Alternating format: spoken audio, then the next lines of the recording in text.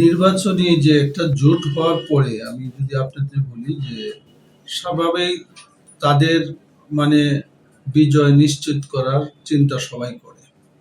সুতরাং আমাদের এই সমঝোতার মধ্যে যে দলগুলা ছিল সেই সময় থেকে কিন্তু এই দলগুলাকে আলাদা করে দেওয়ার বিভিন্ন কৌশল নিয়ে কিন্তু কাজ করছে। কিছুটা সফল হয়েছে। কিছুটা সফল হওয়ার কারণে ওই যে আমাদের যে সমমনা দল যে জোটগুলা ছিল, জোটের যে আমরা নির্বাচন করেছি সেটা যতটুকু সফলতা হওয়ার কথা ছিল সেটা কিন্তু হয়ে ওঠেনি। তো এখনো মনে হয় যে এটা অব্যাহত আছে।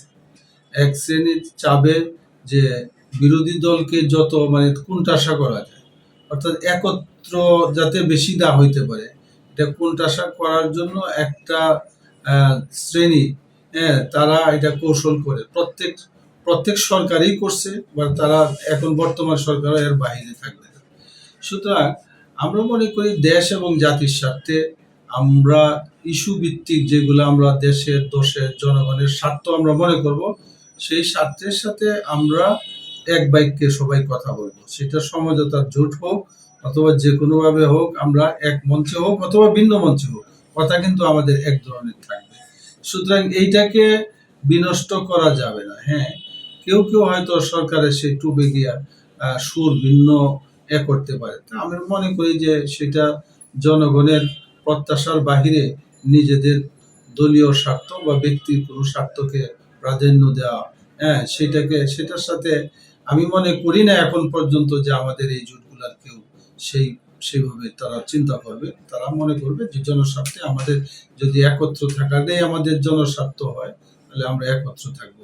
আবার যদি একত্র না থেকে ভিন্নভাবে আমার কাজ করলে জনগণের স্বার্থে আমি কাজ করতে পারি, আমরা ভিন্নভাবে কাজ করব। কালার এক্সপার্ট এবং ডার্ক স্যাপ সমৃদ্ধ অরিক্স অ্যাডভান্স ডিটারজেন্ট পাউডার আপনার লন্ড্রি এক্সপার্ট।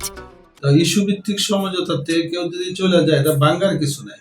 আজকে এখন কিন্তু এই মুহূর্তে আপনার কথার সাথে আমি দ্বিমত পোষণ করলাম, কিন্তু আপনি আরেকটা কথা বললে যে সেটার সাথে একমত পোষণ করবো না, তো বলা যায় না।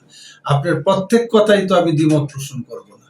সুতরাং এটা কোনো কথায় কারোর সাথে ভিন্ন মত হইতে পারে, আবার তার অন্য কথার সাথে আবার একমত হইতে পারে। বিরোধী দলগুলা এইভাবেই চলবে। জনস্বার্থ যেখানে তারা মনে করবে সেভাবেই তারা নিজেদের কার্যক্রম পরিচালনা করবে।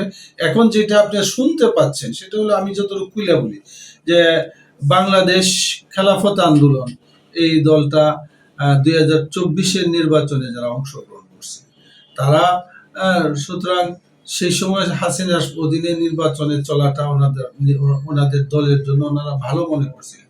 কিন্তু 24-এর আন্দোলনের সংগ্রামের পরে এই যারা সেই নির্বাচনে অংশগ্রহণ করছিল তারা মানসিকভাবে বা দলীয়ভাবে অনেকটা কোণঠাসা ছিলেন।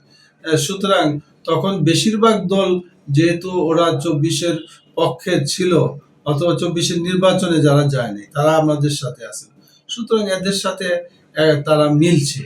এখন যদি আবার তাদের মনোভাব কোনো অন্যভাবে তারা চিন্তা ভাবনা করে, তাহলে চাইতেও পারে। এই ধরনের দল আসা যাওয়া এটা অস্বাভাবিক কিছু না। কালার এক্সপার্ট এবং ডার্ক স্যাপ সমৃদ্ধ অরিক্স অ্যাডভান্স ডিটারজেন্ট পাউডার আপনার লন্ড্রি এক্সপার্ট।